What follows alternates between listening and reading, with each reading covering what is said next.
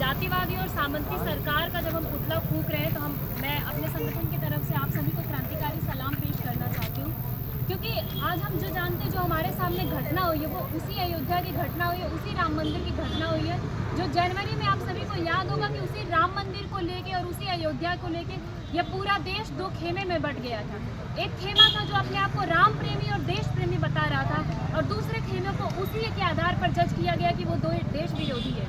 और उसी राम मंदिर की घटना आपके सामने है कि उसी राम मंदिर में जो पुजारी हैं वो ब्राह्मण समाज से आते हैं और वो ब्राह्मण समाज से आने वाले लोग एक दलित बच्ची का रेप करते हैं। आप सोचिए कि इस देश में जाति कितनी भयानक है। आज़ादी के इतने सालों बाद उस राम मंदिर में जो दलित बच्ची वो काम करते, जो आज भी सफाई का काम करते, वो किस जाति से आने वाले लोग, वो दलित जाति से आने वाली बच्ची। और आज जब उसके साथ अत्याचार होता है, उस दलित बच्ची के साथ जब अत्याचार होता है तो उसको एक कंप्लेंट भी तो फाइल नहीं करने दी जाती है। और जब उस कंप्लेंट फाइल नहीं करने दी जाती तो हमें याद आता है वो हाथरस की घटना याद करिए, वो कठुआ की घटना याद करिए, वो कश्मीर की घटना याद करिए, वो बिल्किस और गुजरात की घटना याद करिए कि जब एक महिला के साथ अत्याचार होता है तो कैसे वो सामंती सरकार उस पूरे लोगों को बचाने में लग जाती है जो लोग उसके साथ उस अत्याचार में शामिल होते हैं। और जब जब इस देश में एक महिला के साथ कोई अत्याचार होता है तो मुझे याद आती है फूलन देवी, जिसने अपने बलात्कारियों के साथ बदला लिया था। और जब बदला लिया था तो उस महिला को सिर्फ इसलिए बदनाम किया गया कि उसकी जाति के कारण, वो जिस जाति से आती थी वो हमेशा से हजारों वर्ष से शोषित और पीड़ित जाति होती है। और जब उस शोषित और पीड़ित जाति से आने वाली एक महिला बदला लेती है, इसी देश में इसी सामंती लोगों ने उसे डाकू कहा। अगर आप सोचिए कि अगर फूलन देवी कोई सवर्ण समाज से आने वाली महिला होती तो क्या आप उसे डाकू कहते? आज हमारे सिलेबसों में फूलन देवी पढ़ाई जाती, आज हम सब पढ़ते कि फूलन देवी एक क्रांतिकारी महिला थी, लेकिन सिर्फ निषाद जाति से आने के कारण फूलन देवी को हम सब ने डाकू माना। हम बाद में जानते हैं कि फूलन देवी डाकू नहीं, फूलन देवी हम सब के लिए क्रांतिकारी महिला थी। आप सोचिए, ये वही अयोध्या है जिस अयोध्या की सामान्य सीट से एक दलित व्यक्ति जब जीत के संसद में जाता है, इस देश की सबसे बड़ी पंचायत में जब वो जाता है तो इसी देश के कुछ ब्राह्मणवादी लोग, कुछ महंत लोग, कुछ साधु लोग जो साधु की वेशभूषा में और बलात्कार करते हैं, वो लोग कहते हैं कि वो व्यक्ति जल्दी ही मर जाएगा।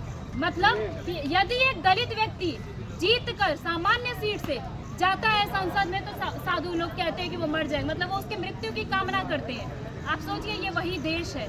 इस देश में हमें जाति के आधार पर, जेंडर के आधार पर हमेशा हमारे साथ डिस्क्रिमिनेशन किया गया है। अगर हम महिला हैं, अगर एक महिला के साथ अत्याचार होता है तो हम सब आँख कान बंद कर लेते हैं, क्योंकि हमें लगता है ये तो हमेशा से होता आया है, वो चीज़ें हमारे लिए बहुत नॉर्मल हो जाती है। और जब वही घटना उसी जाति में अगर उस जाति में ऊंचे पायदान से आने वाली महिला के साथ नहीं होता है, और अगर वही महिला अगर किसी दलित के साथ वही घटना अगर किसी दलित महिला के साथ, किसी बहुजन महिला के साथ, किसी मुस्लिम महिला के साथ होती है तो ये सारा मीडिया भी कान बंद कर लेता है। इस देश में मीडिया की जिम्मेदारी यही है कि वो घटनाओं को देखे, जांचे, परखे और बिना किसी बायसनेस के, बिना बायस्ड हुए मीडिया ये घटना को पूरे देश के सामने रखे। लेकिन आप सोचिए, ये वही हमारे प्रधानमंत्री जिनको इस मीडिया ने महामानव बता दिया, इस पूरे चुनाव में उनकी महामानव की तरह एक छवि बनाई गई। अभी आपको याद होगा कि अभी इस देश में विश्वकर्मा पूजा मनाई गई, और उस विश्वकर्मा पूजा में विश्वकर्मा की जगह मोदी की फोटो लगाकर उस व्यक्ति की पूजा की जाती है। वो इस देश का प्रधानमंत्री, मीडिया उसे महामानव की तरह देखती है, लेकिन क्या वो व्यक्ति अपनी कुर्सी के साथ न्याय कर पा रहा है? इस देश में उसे सबसे बड़ी कुर्सी सौंपी गई है, लेकिन वो व्यक्ति उसी ब्राह्मणवादी और उसी सामंती विचारधारा का शिकार है कि वो स्वयं ओबीसी होकर उसी बहुजन समाज से आने वाले लोगों के साथ न्याय नहीं कर पाता है। जो मीडिया उसे महामानव बताती है, तो मैं आपको याद दिला देना चाहती हूँ कि हमारे बहुजन नेता जगदेव बाबू ने कहा था कि मानववाद की क्या पहचान, ब्राह्मण भंगी एक समान। लेकिन आप सोचिए कि आज़ादी के इतने वर्षों बाद भी क्या ब्राह्मण और भंगी एक समान हो सका है? नहीं, हमें उत्तर मिलता है नहीं। और हम इसी घटना से देखेंगे कि उस मंदिर में जो पुजारी है वो ब्राह्मण है, जो मलाई खाने वाली पोस्ट है उस पर ब्राह्मण बैठा हुआ है, लेकिन वर्कर्स आज भी दलित है। और उसके साथ जब अत्याचार होता है तो आप देखिए कि किस तरह की घटना, क्या हमारा मीडिया उस घटना को दिखा रहा है? नहीं दिखा रहा है। हाथरस की घटना को क्या मीडिया ने दिखाया? नहीं दिखाया। बिल्किस बानो के जब आरोपी छूट के आते हैं तो ये इसी देश की सत्ता में बैठे लोग उसकी आरती उतारते हैं, पूजा करते हैं कि सिर्फ इसलिए कि वो सवर्ण समाज से आने वाले लोग थे और उन्हें बताया गया कि वो संस्कारी लोग थे। जब आपके साथ अत्याचार होता है, अगर आप बहुजन समाज से आते हैं तो आप एक कंप्लेंट तक फाइल नहीं कर सकते हैं, लेकिन आप देखिए जब आप अगर इस जाति व्यवस्था में ऊंचे पायदान पर बैठे हो तो ये पूरा मीडिया, ये पूरा तंत्र आपको बचाने में लग जाता है। बीएचयू की घटना हम सबके सामने है, और अभी हाल ही में जिस उत्तर प्रदेश में जिस सामंती सरकार की हम बात कर रहे हैं, उसी उत्तर प्रदेश में 2 घटनाएं हुई हैं। एक, बहुजन समाज से आने वाले 2 व्यक्ति इंदल पटेल और मंगेश यादव, इन दोनों की बहुत क्रूरता से हत्या की गई है। हम नहीं जानते हैं कि उनका कसूर क्या था, लेकिन आप सोचिए उनके हत्यारों को बचाने के लिए किस तरह से पूरा मीडिया, पूरा तंत्र लग गया है।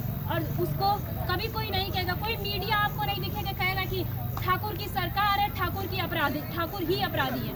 इस तरह की बात आपको पूरी मीडिया में कहीं नहीं दिखने को मिलेगी। लेकिन आप देखेंगे कि इसी देश में जब उसी उत्तर प्रदेश में एक बहुजन समाज से आने वाला व्यक्ति मुख्यमंत्री की कुर्सी पर बैठता है, और जब वो मुख्यमंत्री आवास खाली किया जाता है तो क्या किया जाता है? इसी ठाकुर समाज से आने वाले व्यक्ति, इसी सामंती व्यक्ति ने उस मुख्यमंत्री आवास को गंगा जल से धुलवाया था। आप मुख्यमंत्री भी बन जाइए, आप संसद में चले जाइए, लेकिन देखिए आपकी जाति हमेशा आपके आड़े आती है, हमेशा आपके सपनों के आगे आएगी। आपका पद महत्वपूर्ण नहीं होगा, आपकी जाति महत्वपूर्ण होगी। वो व्यक्ति जब मुख्यमंत्री आवास खाली करता तो उसे गंगा जल से धुलवाया मतलब। और इस पर ये मीडिया कुछ नहीं बोलता है। हमारे देश का मीडिया, हमारे देश का प्रशासन, हमारे देश का तंत्र उसको बहुत नॉर्मलाइज करता है, क्योंकि हमें आदत है, उन्हें आदत है इस बात की कि बहुजनों के साथ अन्याय होगा, हमारे साथ अन्याय होना वो बहुत सामान्य कर दिया जाता है। लेकिन आप देखिए कि अगर किसी सवर्ण व्यक्ति के साथ अगर ये बच्ची, आप सोचिए कि अगर ये बच्ची किसी सवर्ण समाज से आती तो क्या इस तरह का कुछ होता? उसे क्या कंप्लेंट फाइल करने नहीं दिया जाता? आज इस देश के जो तथाकथित प्रोग्रेसिव लोग हैं उसके साथ खड़े होते, उसे न्याय दिलाने में उसके साथ खड़े होते। लेकिन आज देखिए